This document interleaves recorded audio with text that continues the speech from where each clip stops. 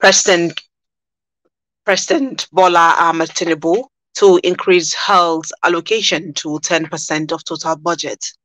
Federal government detects 1,618 civil servants with fake employment letters. ECOWAS condemns attempted coup in Niger Republic.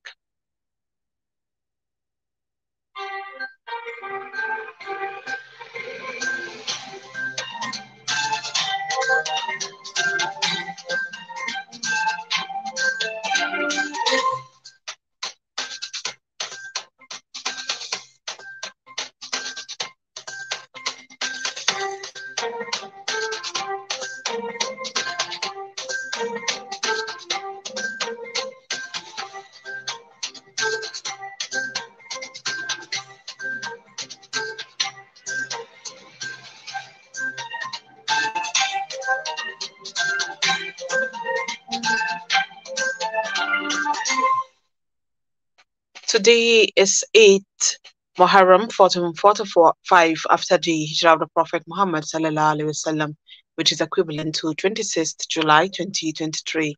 I am Salamatu Al-Liman with the news in full. President Bola Ahmed Tinubu has pledged to increase the annual budgetary allocation to the health sector to 10% of the country's total budget. The special advisor to the President on Health, Salma Anas, made this known at a health summit organized by Gatefield in Abuja.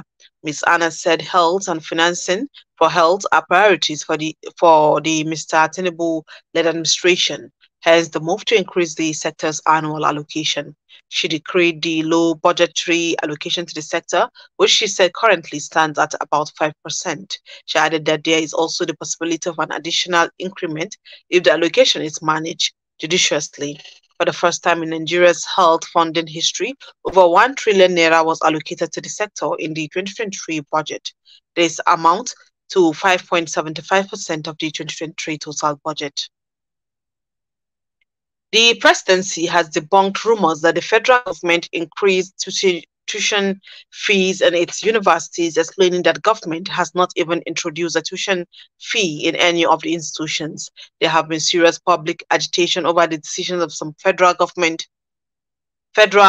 universities, including the University of Lagos and University of Abuja, to increase charges payable by students. Some stakeholders came down hard on the affected universities while calling on the federal government to sort out the situation, citing how it will worsen the already harsh effect of the economy on parents. However, in a statement today by the special advisor to the president on special duties, communication and strategy, Mr. Dele Alake, the presidency said federal universities remain tuition-free, adding that President Bola Tinubu's administration is working on other measures to make education reachable to all, besides the student loan scheme. Reacting to the wrong understanding of what recently happened in some federal universities where fees have been hiked, the presidency explained that the tuition item on the list of payable fees of such school remains without a price tag.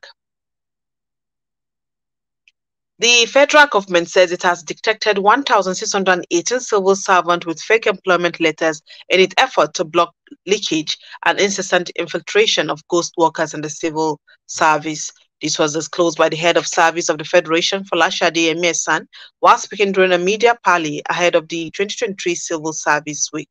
She said the discovery was made after the introduction of control mechanism set up by the service to address loopholes identified in the Integrated Personnel and Payroll Personnel Information System, IPPIS. According to the head of service, 9,854 officers have been captured in the core ministries, departments and agencies across the 6 geopolitical zones of the country and the Federal Capital Territory. She added that the exercise has recorded continuous suspension of officers from the IPPIS platform for not uploading their records. Emerson also disclosed that the government was working towards an upward review of the duty tour allowances of civil servants. The Central Bank of Nigeria, CBN, said the 200 naira, 500 naira, and 1,000 naira old naira notes are slowly being phased out with the redesigned ones.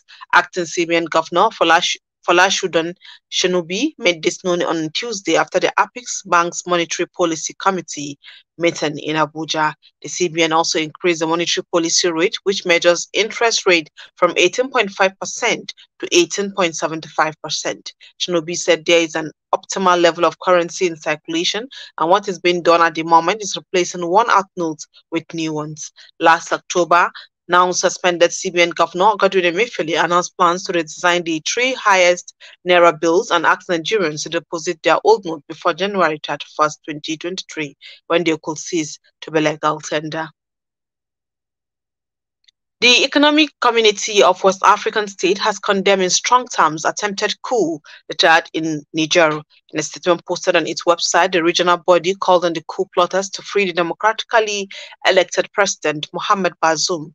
ECOWAS and the international community will hold all those involved in the plot responsible for the security and safety of the president, his family, members of the government, and the general public. The news agency of Nigeria reports that Niger, a landlocked West African state, has so far experienced 4 coups since independence from France in 1960, as well as numerous other attempts on power. Access was sealed off both to President Bazoum's official home and office in the presidential complex in Niamey. Bazoum was democratically elected in 2021.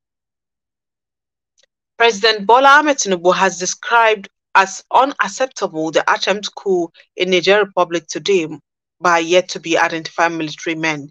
In a statement today in Abuja, Tinubu said that the leadership of ECOWAS will not. Tinubu, who is the chairperson of ECOWAS, said he is in close consultation with other leaders in the region, adding that they shall protect their hard-earned democracy in line with the universally acceptable principles of constitutionalism. The president said that Nigeria stands firmly with the elected government in Niger Republic. News agency of Nigeria report the security sources have indicated that the presidential guards are holding the president, Mohamed Bazoum, at the presidential palace.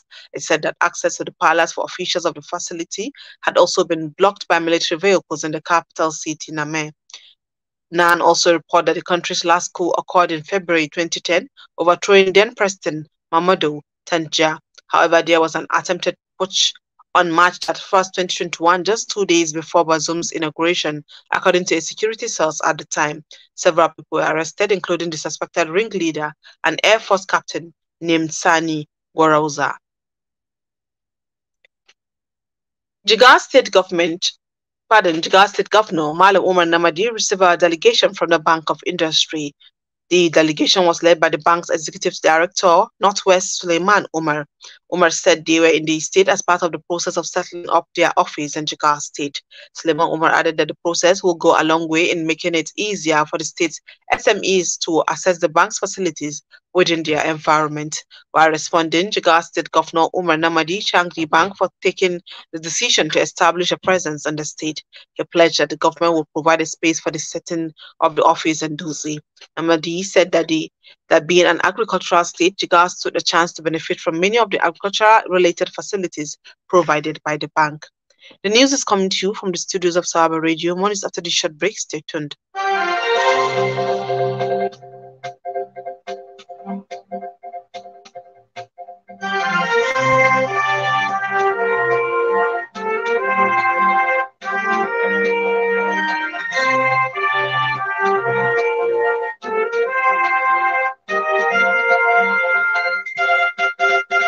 This is News on the Hour, Sawaba Radio FM.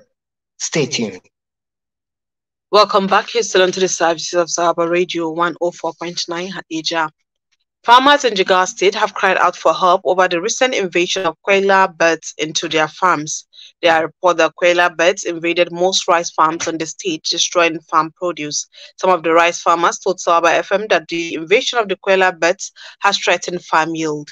Malam Musa, a farmer in Awi local government area of the state, said 3 of his farms were destroyed by the koala birds invasion, adding that they are getting at least 70 bags of rice after the harvest, but due to the birds invasion, he only managed to get 50 bags now.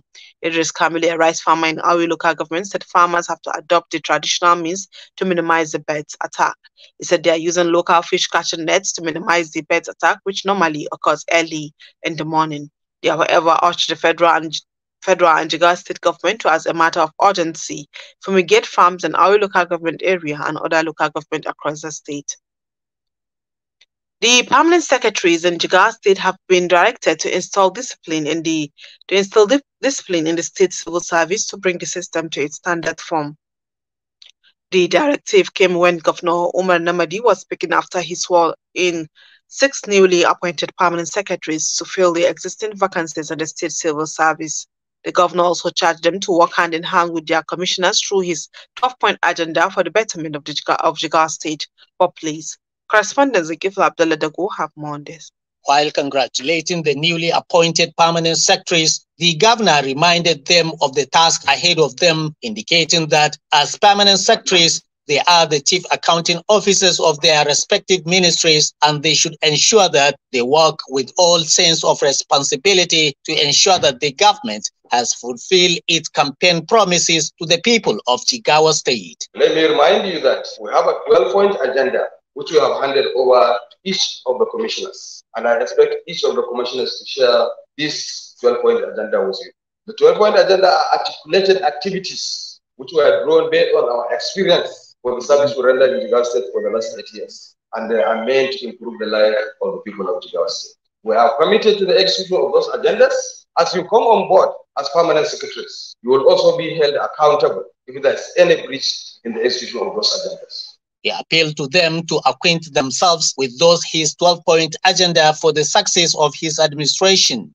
On the issue of discipline in the state civil service, the governor gave these directives. I want you to ensure that you instill discipline in the civil service and ensure that the civil service is brought back to where it's supposed to be. As a government, we will do everything humanly possible to improve the welfare of the civil servant, to encourage the civil servant, to train and retrain the civil service. Therefore, as chief accounting officers, you should be able to ensure that people are disciplined, people behave well, and people report to work on time. Once again, I want to congratulate you on this appointment, and I wish you the best of luck in this assignment. In a vote of thanks on behalf of the newly appointed permanent secretaries, Alhaji Musa Muhammad El-Leman expressed their heartfelt appreciation for finding them worthy of this appointment and promised to follow the 12-point agenda of the present administration in the discharge of their duties. Inshallah, we're going to follow the 12 agenda.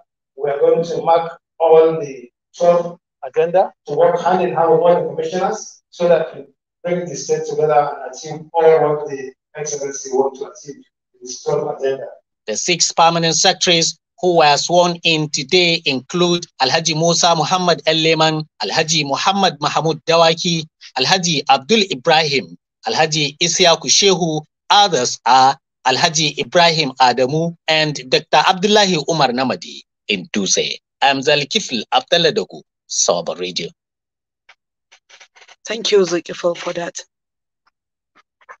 Bauchi State Governor Senator Bala Muhammad yesterday introduced 30 new buses in order to ease the hardship being faced by commuters following the removal of subsidy by the federal government. Muhammad, who was speaking during the unveiling of the buses at the Yankari Transport Corporation office, said that the state government will also provide a number of public transport, including tricycles and commercial motorcycles, to create job opportunities for citizens as well as address transportation challenges. The governor, who is also a member of Presidential Palliative Distribution Committee, acknowledged that citizens across the country were experiencing difficulties, hence the move to partner with an indigenous firm which procured the buses at the sum of 480 million naira to be settled at 20 million naira monthly within 2 years. Mohammed added that the move was to create job opportunities and reduce the cost of interstate transportation. Meanwhile, the state governor reiterated that the full subsidy regime in the country, when it lasted, was nothing but a scam used to defraud Nigerians. Yobe State government has sponsored the training of 76 officers in the directorates and senior officers at the Administration Staff College of Nigeria, ASCON in Lagos. The Yobe State head of the civil service, Alhaji Garba Bilal, who disclosed this at a brief farewell ceremony in Damaturu, said the training was meant to enhance and promote efficiency for improved service delivery. Bilal said the administration of Governor Maimala Buni had since inception considered training and training of civil servants as the greatest tool in facing the modern challenges in the implementation of government policies and programs. The head of service further assured that the government is working on another batch of participants who will leave for training in August. Kaduna State House of Assembly has suspended 3 local government chairmen in the state over alleged financial mismanagement. The suspension was announced yesterday after the chairmen were accused of awarding contracts without adhering to due process as mandated by the Kaduna State Public Procurement Law of 2016, Section 35, subsection 23. The ad hoc committee on investigation, chaired by a member representing Lere East, Munira Suleiman Tanimu, thoroughly scrutinized the financial activities of 5 local government areas: Chukun, Kaura, Kagarko, Soba, and Birnungwari. The investigation was mandated by the Assembly following a resolution on July 18, 2023. As a result, the committee recommended that the 3 chairmen vacate their offices for the next 6 months for further investigation. Now to international scene. United Nations says about 360 million students worldwide, 72% from Africa, did not have access to distance learning during the COVID-19 pandemic. This was despite online learning having a potential to reach more than 1 billion students, a study by the United Nations Education Agency said. However, it did curb a crisis in the education sector when schools closed in 2020 because of coronavirus, it reports on technology in education. Distance learning also helped 22,000 children affected by the Islamic Boko Haram insurgency in northeastern Nigeria. Mobile phones and radios were used to support them, showing an improvement in both literacy and numeracy skills. The report advises countries to have technology design on their own terms so that in-person teacher-led instruction is not lost. At least 23 people have died in a bus crash in northern Senegal. More than 50 were injured. The bus reportedly overturned in the village of Guini Sare in the Loga region, but because of the accident is unclear. In a message on Twitter, Senegal's President Macky Sall called for more caution on the roads. Interior Minister Anthony Bdomi is due to visit the scene. In January, 19 people were killed in a collision in the same area, prompting criticism of the government. The authorities responded by introducing measures including a ban on overnight bus journeys. That has been the news. Before I go, a recap of the major stories. From the news warhead, President Bola Ahmed Tinubu to increase health allocation to 10% of total budget. The federal government dictates 1,618 civil servants with fake employment letters. On the international scene, ECOWAS condemned attempted coup in Niger Republic. That has been the news on behalf of the news department. Our editor, Muhammad Suleiman Yubia, content announcer, Muslima Adam Iko. I am Salamatunu Aliman saying good night.